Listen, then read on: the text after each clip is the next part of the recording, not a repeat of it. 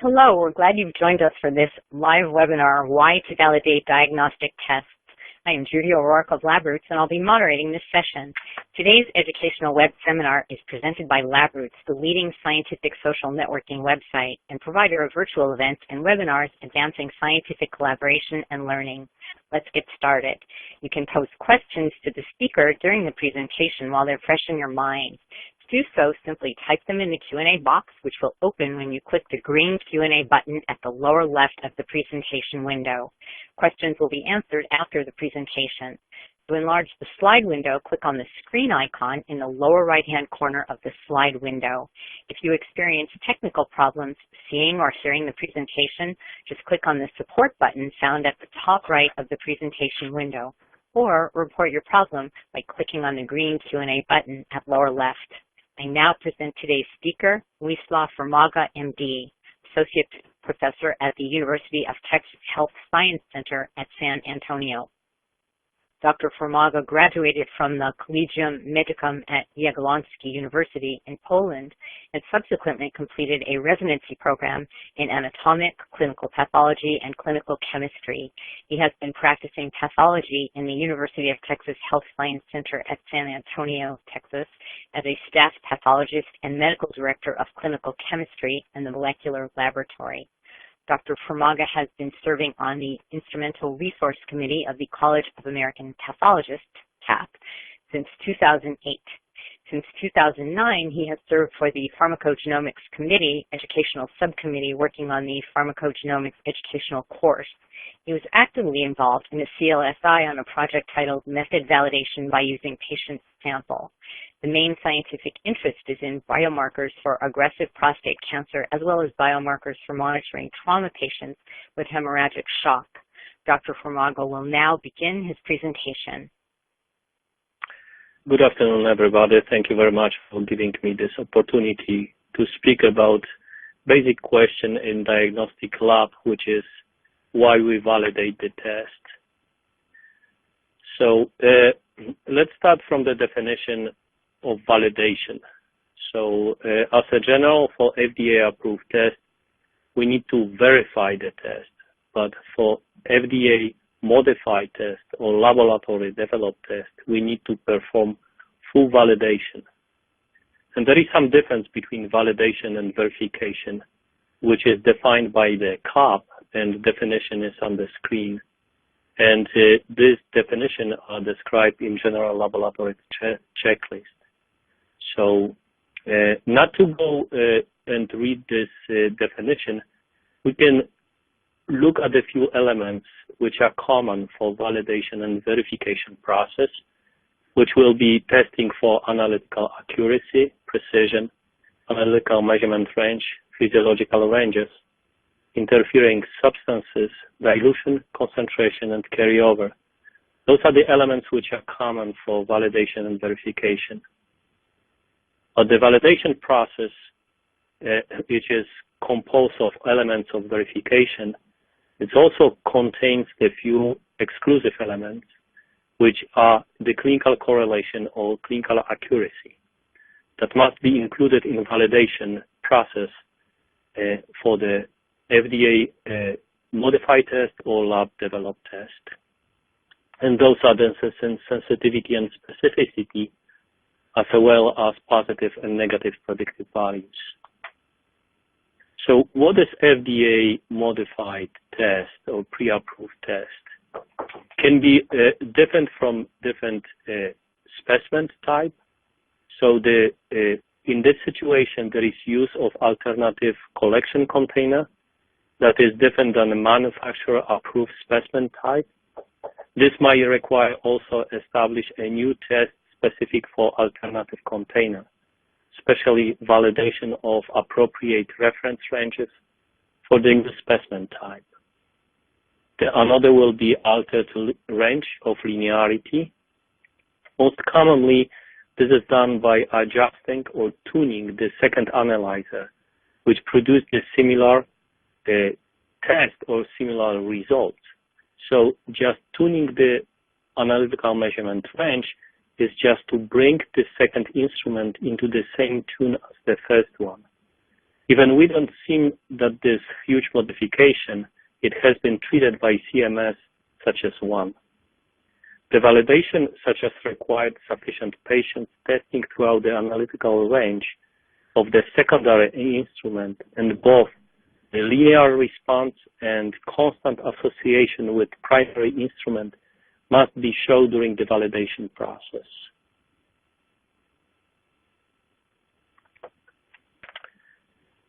So another we'll discuss in-house developed test. This is the first and only method which produce the results. And usually this test is implemented into the laboratory and is based on clinical study, which shows that there is some medical utility for the particular test. The method is developed by the laboratory as the way of producing results is based on the same study. And this in-house developed test utilize the specific method, which must be validated completely. The laboratory must make sure that the testing performed at the level can be readily expected for the method. The laboratory must also make sure that the analytical performance of this method is sufficient to provide meaningful information. In addition, validation should ensure that the results can be interpreted by using information from the clinical study or current available other study. This last is done by comparing the results with peer-reviewed publications. So let's talk about the specific element which is done and which is required by validation, which will be clinical accuracy. This information is published on CLIA document GP 10A, and I put the reference on the bottom. And as a definition, the evaluation of clinical performance of the test can be divided in two elements. First, diagnostic accuracy or ability of discrimination. And second, decision of efficacy of the test. So what the clinical accuracy is? The element affecting how much single test can help the clinician of making the diagnosis is done by probability of the disease, quality of the data which is available, effectiveness of various treatment, management, and alternatives, probability of outcome and value, and cost, which is outcome for the patients. In a common situation and single laboratory test results is not the solid basis for making decision on diagnostic or patient's management, and is usually supporting by clinical decision by other tests for the preparation. And to making the decision, clinical decision, solely based on one test is not a great practice. But each clinical tool, whether it's laboratory test, electrocardiogram, or imaging study, means to make some definitive discrimination. So, and this discrimination can be assessed during the validation. And what is important? Important is to assess how accurate each tool in this discrimination is. The clinical accuracy is the most fundamental characteristic of any test. And this is a measure of ability to discriminate, again, between two states of health and disease. In addition to that, the test must be helpful to distinguish between benign or malignant, between responding and resistance to the therapy, or between different other clinical situations. And without this basic ability, so the clinical accuracy, which distinguish between two states of the patient's states or condition, the additional element is usefulness of efficacy, which refers to the practice value of the information in managing the patients. So if there is a situation when there is no meaning standing behind the results of the test, this test is useless for clinical practice. One of the examples of this situation is when there is not present of decision cutoff between perfect sensitivity and specificity. So as a summary about the clinical accuracy, this is the concept of clinical accuracy, which refers to the quality of the information provided by the test. And it should be distinguished from the practical usefulness of this information. And it should be the element that is the starting element for evaluation of usefulness and performance of the test. If the test cannot discriminate between clinically relevant subclasses of the subject, there is a little incentive to evaluate and bring the test to the lab. Let's go and remind you some basic about the accuracy and precision. The best experiment in evaluated accuracy and precision is the testing one tube with established target value. We run this tube several times and we calculate mean and we calculate standard deviation. So the accuracy, the measure of accuracy is the mean, which is the average of the all test running, and measure of the precision is the standard deviation. This slide shows the different scenarios of the instrument performance in terms of accuracy and precision. The first value are the spread widely, and mean is away from the target value, which shows us low accuracy and low precision. The second example shows that the mean is right on the target, but the single result is widely spread, which shows us the high accuracy and low precision. The third, the mean is away from the target, but the value is close to each other, so it's low accuracy and high precision. And finally, the perfect test with high accuracy and high precision, when mean is right at the target and standard deviation is small, so the spread is small. Let's talk about evaluation of clinical performance of laboratory tests. If we take any diagnostic test, there are three potential models of distribution of concentration of the analytic population, with and without particular disease.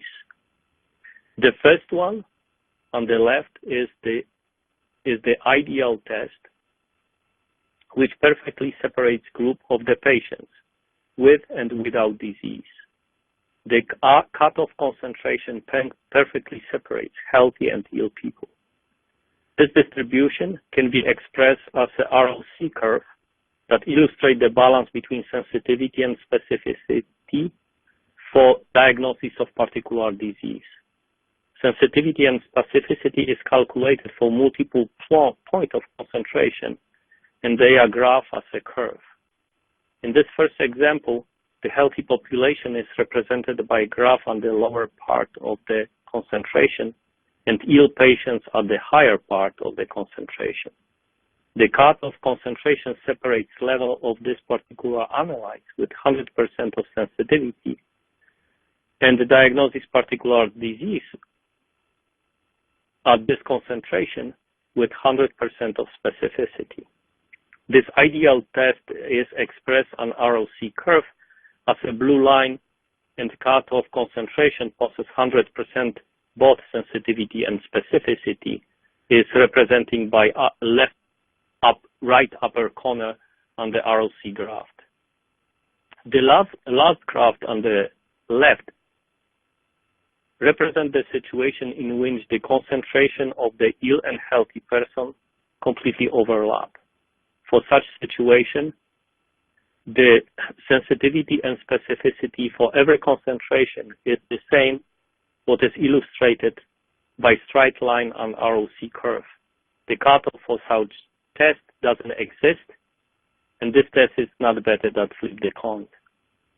The middle example represents the most common situation in which there is a range of concentration that is characteristic for only healthy patients and concentration that are characteristic for ill patients.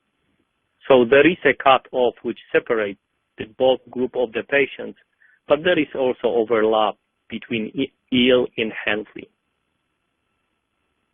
The preliminary research data during the discovery process most commonly evaluate whether there is a difference between mean or median in healthy and ill patients, and if this difference is statistically significant. In addition, the most common reported value illustrate the clinical performance of the test is concentration, which best balance sensitivity and specificity, and also the area under the curve, which is calculated for different tests, and for comparison of performance of the test in relation to diagnosis of the particular disease. As I will show later, the impressive large area under the curve and statistical difference doesn't mean that the test is clinically useful. So the reason of these two parameters is not evaluated during the validation process. The reason is that not always those elements are statistically significant, diagnostically significant. If we look at different concentration relate to the healthy status of the patients, we'll find the different relation between these two. If we arbitrary or based on clinical investigation set up cut-off concentration separating ill from healthy patients, and this cut-off is marked in the black on the slide, we're following this situation. First, it's healthy with the negative value of the test are called true negative. But there is a population which is on the bottom, which passes negative test, but in fact, this negative test is related to patients who are ill. Healthy with positive test, and the rest will be ill with positive test, are the false positive and true positive. The interesting is that we call the abnormal test as a positive, that from the patient's perspective, in fact, this is the negative message. This is the known phenomenon. It is bad for patients when pathologist is happy. But this graph has an interesting feature. There is two medically useful extreme concentration. One, which is low, with this 100% sensitivity, and second above, which is 100% specificity for diagnosis of particular disease. And this extremely high value are clinically useful, and they are described by mnemonic snout. When the test is highly sensitive, negative results rule out the diagnosis, and spin, when with a high specificity, positive results effectively rule in diagnosis.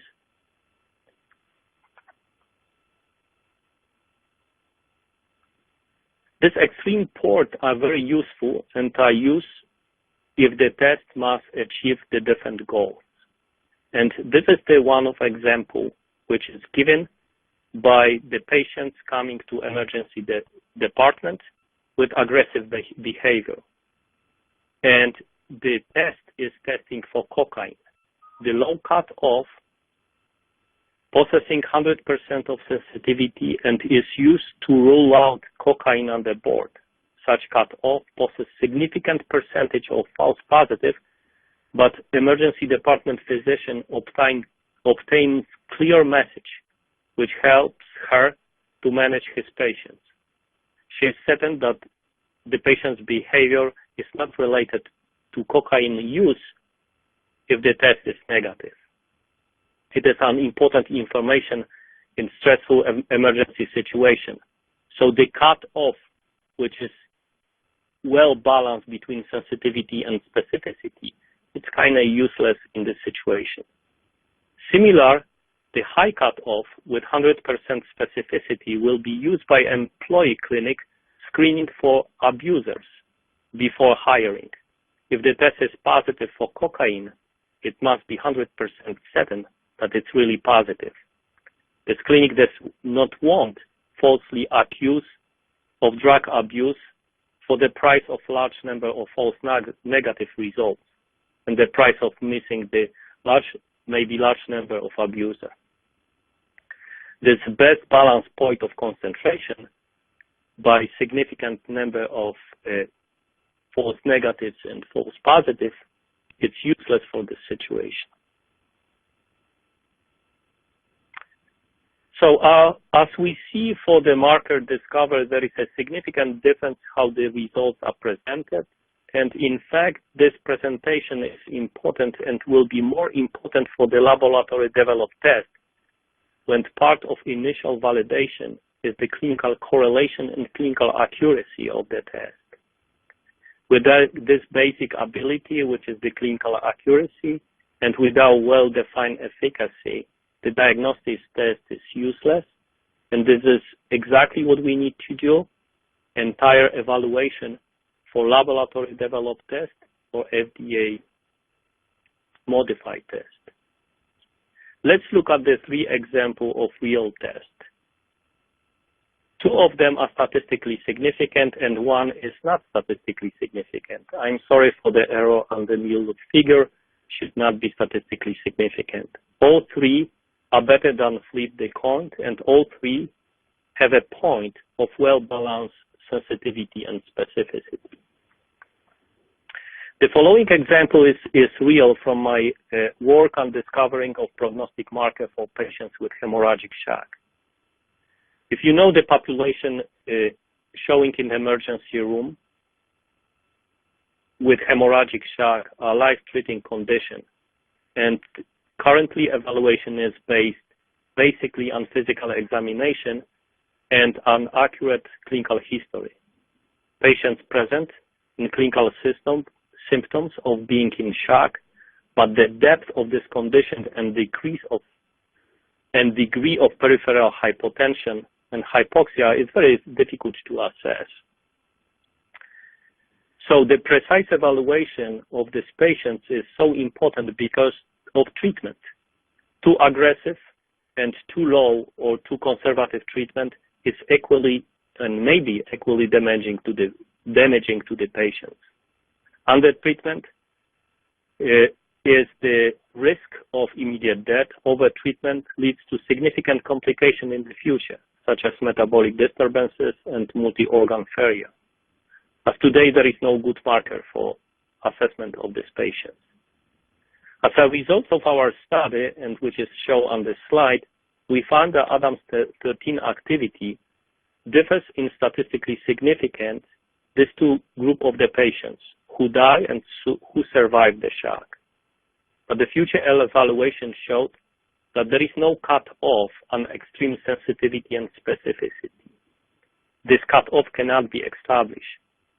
So the well-balanced cut-off in middle ranges of activity possess a sensitivity and specificity in range around 80%. But there is no clinical use for this test because in stressful situation it brings ambiguity or additional uncertainty to the diagnosis for these patients instead of helping the clinician. The completely different situation was with p-Selectin, which in our limited population show no statistical difference between the groups who die, patients who die and who survive. By investigation of extreme specificity and sensitivity show that there is a cut-off at the level of 32, which identify the patients who die with 100% of sensitivity. In reality, those patients require very aggressive treatment. Specificity at this level was not impressive, but the consensus was that under treatment is more dangerous for this population of the patients than over treatment. So all patients, even falsely identified at high risk, must be treated aggressively. On the other hand, the level lower than 32.2% predicts survival with 100% certainty. So the positive predictive value for survival was 100%. The concentration higher than 41 gives 100% of positive predictive value for the patients to die. Base deficit was another marker we evaluate. Similar to p-Selectin, we find the cutoff concentration which separate extreme sensitivity from specificity. The difference between the group was statistically significant, which is important. But the only difference between p-Selectin and base deficit is specificity, which was 53% on the level of 100% of sensitivity for base deficit, which was extremely low. This example illustrates that the clinical laboratory correlation between level and clinical situation that was described before as a clinical accuracy is so important. The clinical accuracy must be tested for not FDA approved test and as a part of validation and verification for the FDA approved test. Let's look how analytical accuracy and analytical precision affects the validated test. So let's look at the median of p-Selectin and accuracy of this test. If the instrument performs with 100% of accuracy, the separation is shown on this slide is the grade 1, and it's confirmed what was shown on the clinical testing or clinical evaluation. But if the platform on which the test will be performed is affected by complexity of the samples and affect the accuracy, and accuracy of the testing is 90% or inaccuracy is 10%, we show that the range of the concentration, which is measured on low end, will be between 29 and 35, which is the lower road. Similar on high concentration, the range of concentration will be between 37 and 45. As it is illustrated on this graph, both groups of the patients will still be separated on this platform, but the some percentage of the patients on low and high end of concentration will be mislabeled. So this is another graph or illustration on the same situation. So let's look what must be done with the cutoff if we do not want to miss the patients who are at higher risk to die. With 10% of unprecision, we have to move our cutoff from 32 to 29 to still have 100% of sensitivity to diagnose all patients at high risk to die. If we decide to treat only patients who have the 100% risk to die, we need to decrease our upper end of cutoff down to 37, but the cost will be to treat the sum of the patients who are in fact not in this group.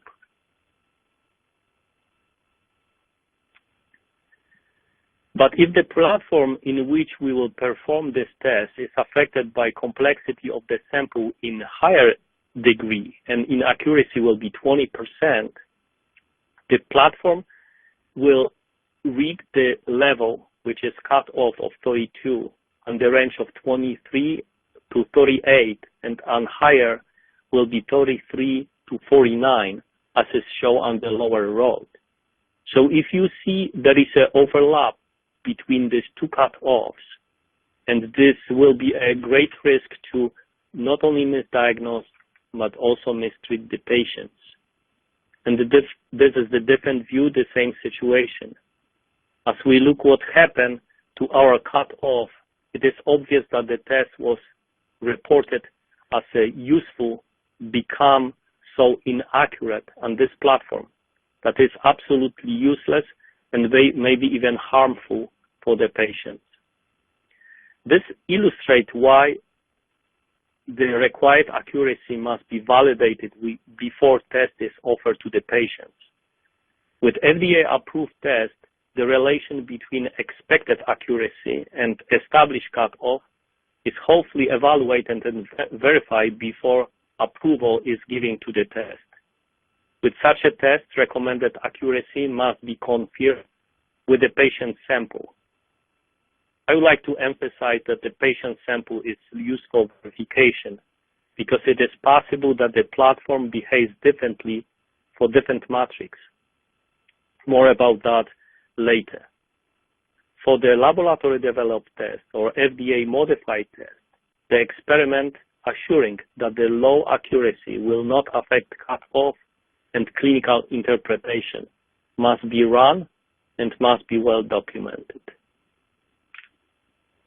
The similar situation is with the precision. So let's use the same example with p-Selectin. The platform on which the test is performed is affected by the variation of reaction of the reagents, such as enzyme or antibody, which affect the precision. Let's assume that our unprecision of this testing is 10%.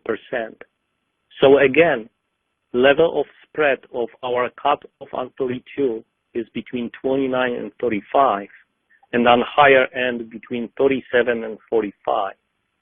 As is illustrated on this graph, these both groups still can be separated, but the small percentage of patients at the low and high concentration will be miscategorized. But the situation change if the unprecision is 20%.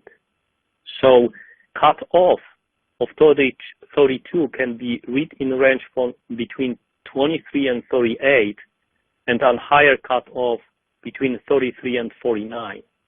So there is an overlap, and there is a misdiagnosis of miscategorization of a member of the groups which may be on high or low risk to receive the treatment or to not receive the treatment. So precision or unprecision affects the clinical investigation and clinical approval of this test for this use. So let's change a little bit gear and let's talk about linearity, and let's talk about analytical measurement range. So before we discuss the elements of linearity, let's refresh our understanding of our analytical measurement range and linearity. So analytical measurement range is the range of concentration that is linear and in which the sample is measured without pre-preparation. Linearity is the proportional relation between the measured concentration and reading of the instrument. And linearity is described by the formula in which A represents the slope and B represents the intercept. So let's start from the linearity, which is presented by vendor coming to your lab, and show that linearity is from 0 to 100. This is the theoretical example. There are three elements that are in question in this presentation. First, 0 doesn't exist in diagnostic laboratory. Second, linearity is set up based on artificial samples. And third, we may not meet as long linearity, and unprecision is not acceptable on the end of this linear and must be checked. So what we are doing in diagnostic lab? The first, we need to think how long linearity we need, and this assessment is done by checking medically important points and mark these points on linearity. If medically important points are within the linearity, we are okay and we can evaluate test further. The next will be evaluation whether the unprecision of this clinical important point is acceptable for clinical purposes. Example will be potassium, which must be measured at this point with unprecision less than 10%. But of course, for tumor markers, unprecision might be higher, 15 to 20%. In this moment, we'll draw the best fit. In this moment, we mark the unprecision and we draw the best fit line. It's most likely that the best fit will change the y-intercept, and 0 will be not an option anymore. The best fit might also change the slope. Now we can establish our analytical measurement range. How we are testing? We are testing the concentration and low end of our linearity until we found that the last concentration, so we'll test the consecutive concentration, the last concentration that our instrument reads with acceptable and precision. This last concentration is tested by the system with acceptable and precision, and our lower point of quantitation, and we do the same on the upper end. We test high concentration until the highest concentration show us with unacceptable and precision. These two concentrations will limit our linearity and will be called analytical measurement range. So the concentration between these extreme points, this is the analytical measurement range. And it's validated with the patient sample. It's important to test analytical measurement range again with the patient sample because it's possible that unprecision or precision change depends on the type of the samples. And anyway, our goal to validate the instrument in diagnostic lab is to test the patient sample, not QC sample and not the calibrator. It is common event that the analytical measurement range does not cover entire range of concentration that is needed in clinical practice. So to extend the reported concentration up and down, above and below analytical measurement range, we have to validate our dilution protocol and concentration protocol. And again, both must be tested with the patient sample and diluent, which will be used in the future. Again, this testing is related to the matrix effect. Dilution with albumins must not give the same recovery as dilution with normal xylene. The same is true with the proportion of the patient sample and diluent. So the higher concentration or the higher dilution doesn't mean it will behave the same as a lower dilution. It is possible that the recovery will change and become unacceptable if the sample ratio if the ratio to sample and diluent change or increase.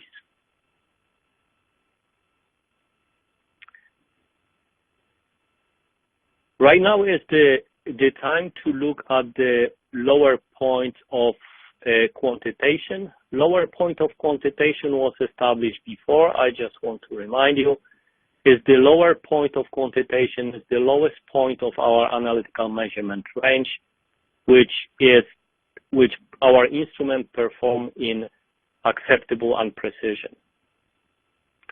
The next step will be test point 0 in proposed linearity.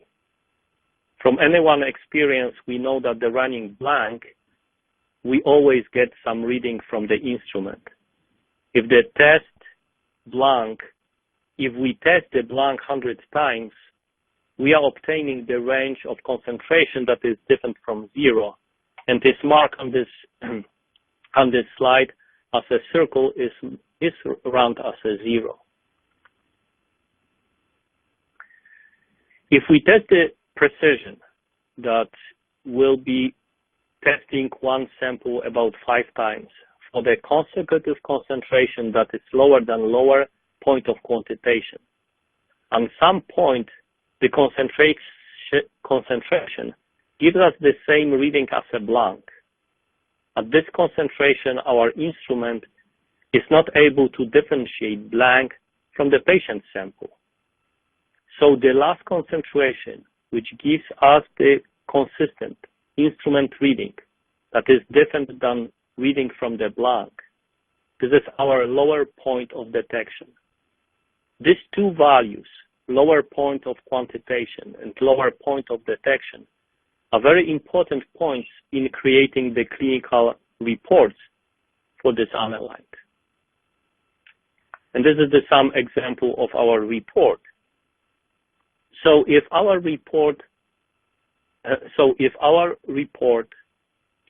is purely quantified, we should not report anything below our lower point of quantitation, because the precision of measurement below this concentration done by our instrument is not clinically acceptable.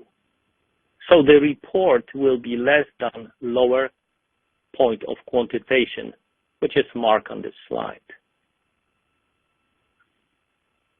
But maybe the clinical situation that the clinician would like to know if there is any amount of analyte of interest that will be with, for example, viral load if we test for EBV or MCV, or will be for PSA for post-prostatectomy patients.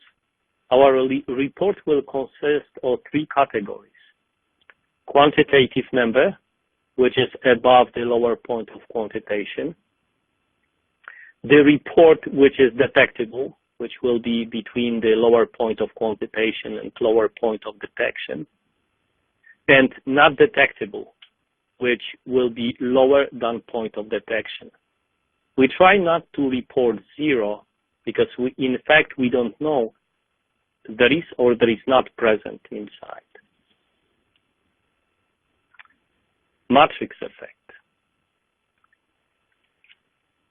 So the matrix effect is the phenomenon that is not only detected by laboratorians, but also was detected and acknowledged by CMS and CLIA, and makes an regulation, and matrix effect was related to the testing for the proficiency testing.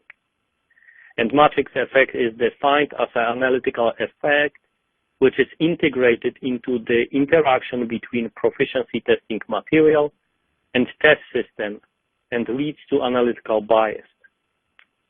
So affected proficiency testing usually agree with the results obtained from the same system, but do not agree with the results with other system or unaffected. Sorry, I didn't change this slide.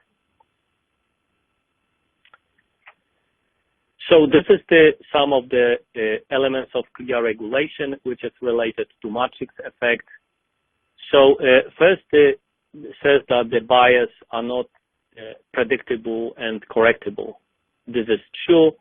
So each proficiency testing and each new matrix should be tested on particular platform because the effect will be unpredictable.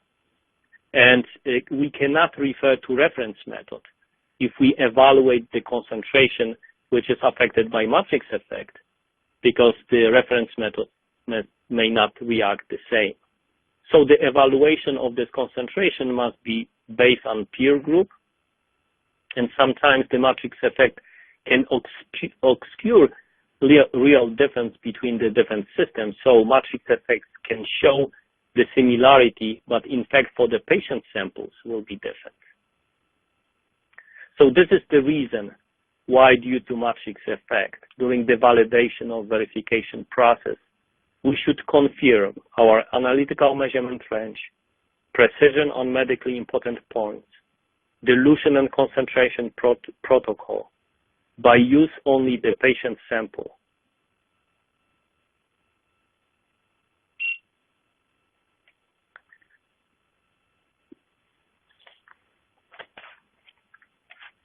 So what happens if there is a situation when our validation and dilution does not give us the number we need for clinical report? If report of our concentration is higher than needs to be or it's asked for the clinicians. So that is a situation when, especially in analytes which are high concentration, one of the example will be HCG in patients with choriocarcinoma or molar pregnancy, that clinician ask not about the higher than, but the number, because he needs this number for monitoring the progress of patient's treatment and progression of the disease. In this situation, to prove that the matrix does not affect our dilution, we may do 2 dilution and calculate the recovery. If the calculated concentration are within the acceptable precision, we may assume with high certainty that our dilution or new dilution ratio is not affected by matrix, and we can accept the results.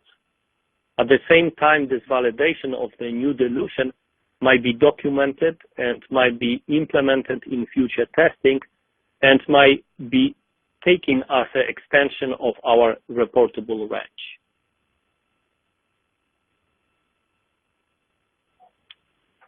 Instrument compatibility. So there is a regulation which tells us that instrument must be testing for compatibility.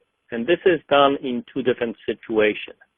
One situation is during the validation process, and second is required to do this every 6 months, which is required not only for CLIA, but also is required by CAP. For the 6 months compatibility, different type of samples are acceptable, and those are listed in this slide. But for the validation, I strongly recommend from my experience to use the patient samples to compare the different instruments. What the concentration we should use to compare different instruments and validate different instruments can be low, mid, and high according to CLIA regulation within the analytical measurement range, but also can be within medically important points, especially during the validation. And if we consider compatibility between the instrument as a test for our reference ranges. And criteria for interpretation of compatibility of the instrument can be different, can be based on precision and standard deviation. And 2 standard deviation is usually the acceptable in precision. Second can be within acceptable unprecision for particular test, which is expressed in percentage of difference. Or results must be plus minus greatest in precision for this group of the instruments. And the results of the compatibility can be graphed as is shown on this slide. So why we do comparability between the instruments when we do the validation? Let's say situation we are bringing the new instrument to our board, which is technologically much better and more advanced, but we still compare to the old instrument. What is the sense? Is because we would like to transfer reference ranges from the old system to the new system, which saves us a lot of work, because the reference ranges study requires 120 male and 120 female sample testing, which are free from disease we are looking for. And as an illustration of compatibility testing, I'm using the comparison between point of care testing, and which is illustrated by two upper graphs. As an evaluation criteria, we look at how close the red lines are. The closer these lines are, the better correlation. Black line represents the ideal correlation. Closer the single points to the black line is, the lower difference between the instrument. These two upper graphs represent the constant and proportional bias between the two instruments. Usually we ignore that, or we can live with that, with the proportional constant bias, and the reference ranges can be adjusted to that. But it's the lower end, or the lower graph shows us the compatibility between point of care and laboratory instrument, which is the main instrument. As you can see, the distance between the red lines are huge. The points of single measurements are away from the black line in the middle. So there is a huge discrepancy in testing on both laboratory and POC. In addition, the difference is unpredictable to the extent that we may see at least 10% or 10% of outliers. And people acknowledge that, and because of that, point-of-care test or point-of-care instrument is not used for diagnosis, it's used only for monitoring of the patients. Carryover. So what carryover is, let's go to definition. So from the bookkeeping, carryover is the total on one page account which is carried forward to the next page. But in laboratory test is unintended transfer of analyte from one tube to the next one. And there is a huge regulation and pretty strict regulation from the CMS and also from CAP. And there are several regulations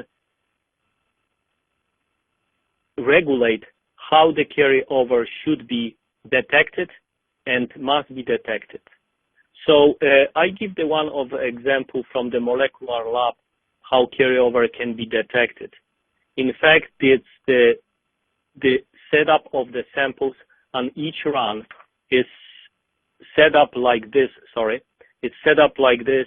So we put the blank between high and low samples, between high control and the samples to protect or to detect carryover from high control to the samples and transfers also the samples to the low control. This slide shows you one of the practical examples how to test for carryover during the validation process. CAP recommends to do the experiment with only 3 high samples which are tested and 3 low test samples which are tested after that. The third high sample is the true high. The third low sample is true low. The first low samples usually represent the contaminated sample. And calculation and evaluation is against the unprecision. So if the carryover of the number carryover is less than unprecision, which was established during the validation process, there is no carryover detected. This slide represents a little bit extent or more extent experiment for carryover. And as you see, there is 5 highs, 5 lows, and 5 highs. Number 5 high and 10 high represent the true high. Number 5 low represent the true low. Number 1 low represents the contaminated low concentration. And the difference between low 5 and low 1 represents the amount of carryover or difference. High 6 represent the carryover or contamination from diluent, which is transferred from the low concentration into the high concentration. So this experiment aims for 2 elements. First, identify the carryover of high concentration into the low concentration and carryover of diluent from the low concentration to high. And the formula to calculate this is shown on the slide. The evaluation is against the precision, which is characteristic for this particular experiment. As you know, during my presentation, I emphasized the matrix effect. So if we evaluate the carryover against the unprecision set up during the validation, we may be misleading and we may be not identified the carryover or identified falsely. But if we run 5 samples, we can easily calculate the standard deviation and unprecision for this particular experiment and relate our carryover against the standard deviation and unprecision for this test.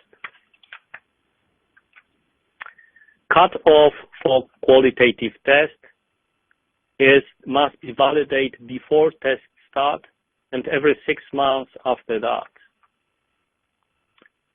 And for the confirmation of cutoff for the qualitative molecular test, such as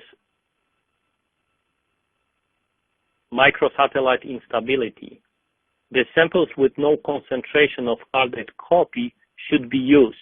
In this experiment, we used the samples with 1, 10, 15, 100, and 1,000 copies. In addition, we use blank, and we use also the normal samples. We are looking for results of the after running the different number of cycles, and what we see that they're looking at the results with the sample with 10 copies, which crossed the threshold line on 32 cycles. And this shows that it's nothing different than from the normal sample. It means that at this level, assay cannot differentiate between normal and abnormal cells. The specific amplification begins below 31 cycles, but we don't have concentration of the copies. The next concentration is 50 copies, which shows us the cross line on 28 cycles. So with this validation data, we confirm that cutoff at the level between 50 and 10 copies and is between the 28 and 31 cycles. So for the confirmation, every 6 months, this is experiment how the experiment should look like. We have to consider carryover, so we put the blank between high concentration and sample with 10 copies, and we put blank between sample of 50 copies and negative control. And if results show like that, so we show that after 28 cycles, the sample of 10 copies is negative and sample of 50 copies is positive, we can set up cutoff for molecular test on the level of 28 cycles, and we can report that cutoff for us is 50 copies of the nucleic acid. Another example of validation of cutoff is for HCG pregnancy testing.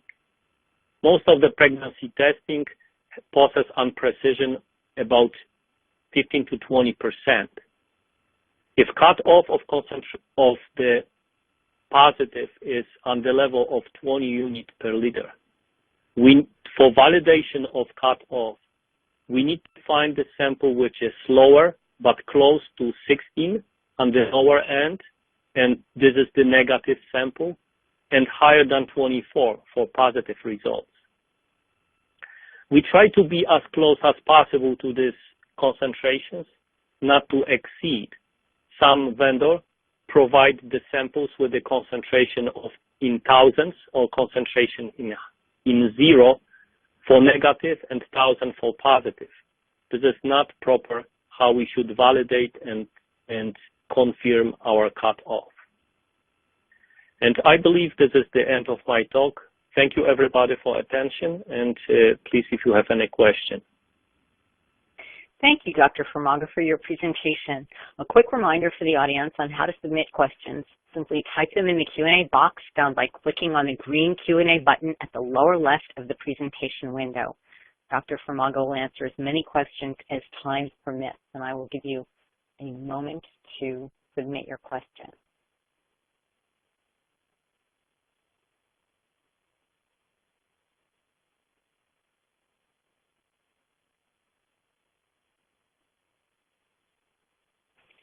If there are no questions, I would like to once again thank Dr. Furmaga for his informative presentation.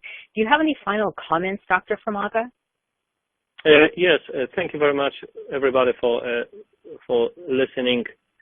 And my talk was focused on first, do the validation with the patient sample, and second, if this is FDA not approved test or modified test, requires a lot of work, and look at this from the perspective of cutoffs and usefulness in diagnosis. Thank you very much, everybody. Thank you again. And I would also like to thank the audience for joining us today. This webcast can be viewed on demand through May 11th, 2016. LabRoots will alert you via email when it's available for replay. We encourage you to share that email with your colleagues who may have missed today's live event. Until next time, goodbye.